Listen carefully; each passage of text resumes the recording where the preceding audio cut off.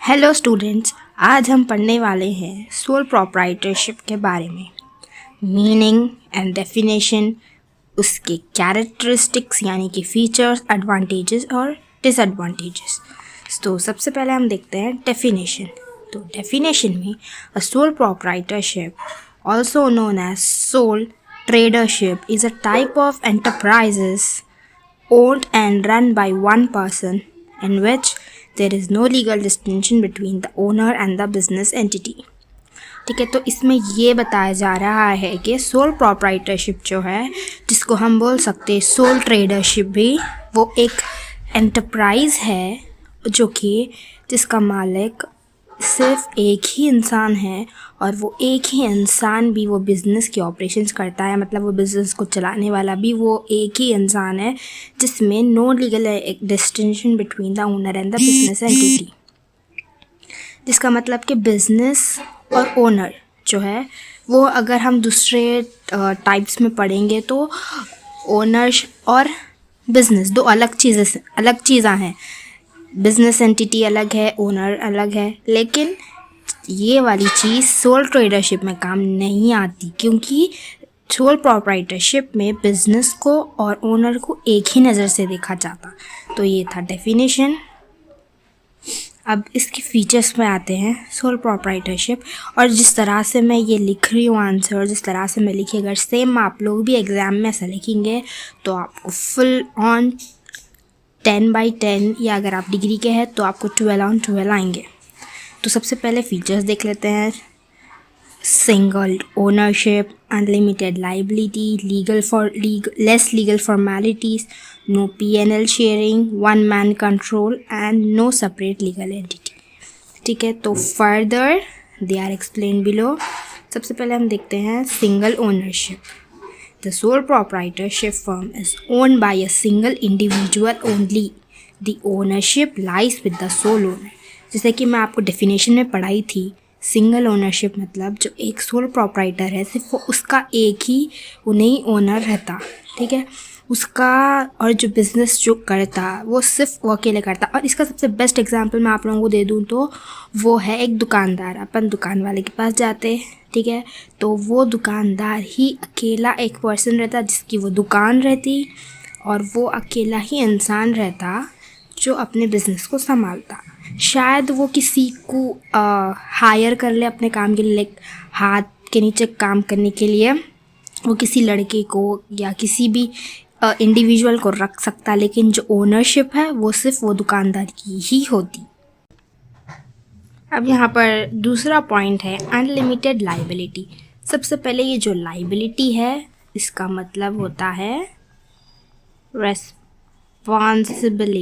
ठीक है, वो सारे लोग कंफ्यूज हो जाते, बहुत सारे स्टूडेंट्स कंफ्यूज हो जाते। लाइबिलिटी को वो लोग समझते लॉस, ठीक है, लेकिन स्टूडेंट्स, लाइबिलिटी का मतलब लॉस नहीं होता, लाइबिलिटी का मतलब रिस्पॉन्सिबिलिटी होती है।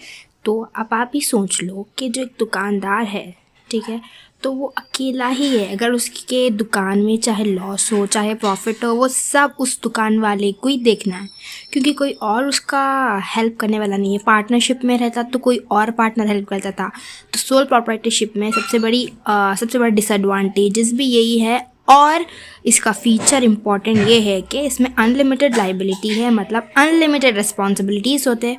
जैसे यहाँ पे देखेंगे, the liability of the sole proprietor is unlimited.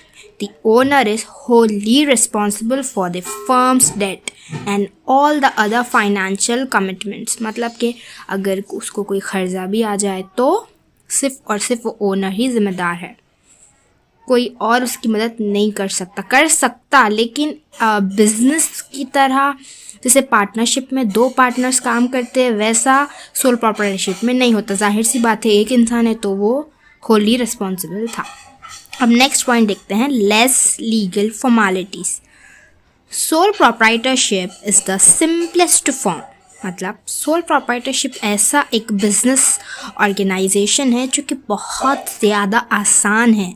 वही अगर हम कोई MNC बना रहे या फिर कोई दूसरी कंपनीज़ बना रहे या कोई दूसरा फॉर्म ऑफ बिज़नेस ऑर्गेनाइजेशन बना रहे, तो उसमें बहुत सारी लीगल फॉर्मेलिटीज़ होते, लेकिन सोल प्रोप्राइटरशिप में ऐसा कुछ नहीं होता, उसमें बहुत कम डॉक्यूमेंट्स, रिक्वायरमेंट्स, लीगल फॉर्मेलिटीज़ होते हैं.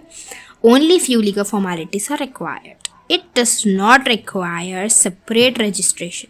जैसे कि अब हम सोल प्रोप्राइटरशिप को तो स्टार्ट कर लिए, ठीक है, फॉर्मेलिटीज़ भी कर लिए, लेकिन हमको बिज़नेस कमेंस यानी कि बिज़नेस स्टार्ट करने के लिए अलग से कमेंसमेंट सर्टिफिकेट, ये सब चीज़ें या अलग से रजिस्ट्रेशन कराना नहीं पड़ता. इसमें सेपरेट रजिस्ट्रेशन की ज़रूरत नहीं रहती. It requires only the license to carry out the business. बस एक लाइसेंस काफ़ी है बिज़नेस को स्टार्ट करने के लिए, बिज़नेस को कमेंस करने के लिए, बिज़नेस को बनाने के लिए. वही अगर हम कोई दूसरे चीज़ों की बात करेंगे तो उसको स्टार्ट करने की अलग चीज़ होना, जैसे कि स्टॉक मार्केट है, या हाँ, स्टॉक मार्केट में हमको स्टार्ट करने के लिए अलग चीज़ें होना, उसको रन करने के लिए अलग चीज़ें होना, वो सब सोल प्रोप्राइटरशिप में नहीं होता. Next one, no profit and loss sharing. ये एक बहुत बड़ा डिसएडवांटेज और बहुत बड़ा एडवांटेज और सबसे बड़ी फीचर सोल प्रोप्राइटरशिप की no profit sharing and loss sharing है. Profit and losses are not shared in sole proprietorship form of business. मतलब कि सोल प्रोप्राइटरशिप में जाहिर सी बात है, एक ही इंसान है तो वो जब लॉसेस नहीं शेयर कर रहा तो वो प्रॉफिट्स भी बिल्कुल शेयर नहीं करता. In this form of organization, the whole business is owned, managed and controlled by sole owner. मतलब कि जो ओनर है बस वो ही एक अपना बिजनेस संभालता, उसका वो ओनर होता, और मैनेज करना, कंट्रोल करना बस वो एक ही सोल ओनर की जिम्मेदारी है. ना उसका प्रॉफिट कोई और ले सकता, ना उसका कोई लॉस शेयर कर सकता. नेक्स्ट में है one man control. The control lies in the hands of the single owner of the business organization. The business is managed by the sole wish of the owner. देखो, एक simple सी बात मैं आप लोगों को बताऊं, आसान तरीक़ा पढ़ने का, तो बस यही है. अगर आप स्टार्टिंग से देख रहे हैं कि अब तक हम 5th पॉइंट में हैं और सारे के सारे पॉइंट्स एक दूसरे से रिलेटेड है, घुमा फिरा के वही बात बोल रही, ठीक है. हम यहाँ ऑलरेडी पढ़ लिए कि वो बस एक ही इंसान ओन करता, मैनेज करता, कंट्रोल करता. यहाँ फिर उसका एक अलग पॉइंट बन जा रहा है कि वन मैन कंट्रोल है. तो बहुत ज़्यादा इजी आंसर है. आप ऐसा एक दूसरे से इंटरलिंक्ड है चीज़ें, आप अच्छे से याद कर सकते हैं. तो बस इसमें भी वही है कि कंट्रोल जो है वो सिर्फ एक ही ओनर के हाथ में होता. जो बाहर सी बात है, एक ही ओनर है और एक ही ओनर के हाथ में कंट्रोल होता है. Next is no separate legal entity. मतलब कि कोई अलग से लीगल एंटिटी, ये भी हम फर्स्ट पॉइंट में पढ़े थे कि बिजनेस और ओनर अलग अलग चीज़ें नहीं हैं. तो इसका भी अलग से एक पॉइंट बन रहा कि the sole proprietorship is not a legal entity. It is not separated from its owner. It simply refers to a person who owns the business. बस सिंपली जो है सोल प्रोप्राइटरशिप अलग लीगल एंटिटी नहीं है. अलग से ओनर के साथ हम बिज़नेस को देखते और बिज़नेस के साथ हम ओनर को देखते, दोनों को अलग नहीं करते. सो स्टूडेंट्स, ये थे टोटल 6 कैरेक्टरिस्टिक्स. अगर आप लोग पूरा ये 6 पॉइंट्स जिस तरह से मैं लिखी और प्रेजेंटेशन भी अगर आप लोग ऐसा करें तो आपको फुल मार्क्स ज़रूर मिलेंगे. तो मैं बस इस वीडियो में सिर्फ कैरेक्टरिस्टिक्स को एक्सप्लेन कर रही हूँ. अगर इस वीडियो पे मेरे को अच्छा रिस्पांस मिला और आप लोग को स्टूडेंट्स चाहते कि मैं आगे के और चीज़ें एक्सप्लेन करूँ, एडवांटेजेस डिसएडवांटेजेस ऐसे ही नोट्स के साथ, तो आप कमेंट्स में बताइए. अगर आप नए हैं मेरे चैनल पे तो ज़रूर सब्सक्राइब कर लीजिए. मेरे को बहुत ज़्यादा शौक़ है पढ़ाने का, तो मैं स्टार्टअप अपना एक छोटे से यूट्यूब चैनल से करी और मैं स्टूडेंट्स को अपनी नॉलेज देना चाह रही हूँ. अपने जो भी नॉलेज मेरे अंदर है, जो भी मैं पढ़ाना चाहती हूँ वो मैं पढ़ा रही हूँ. और जब कोई चीज़ हम ऑफकोर्स ही अच्छा काम है तो मेरे को पूरी उम्मीद है कि मेरे को इसका अच्छा रिस्पॉन्स मिलेगा और आप स्टूडेंट्स मेरे को सपोर्ट ज़रूर करेंगे.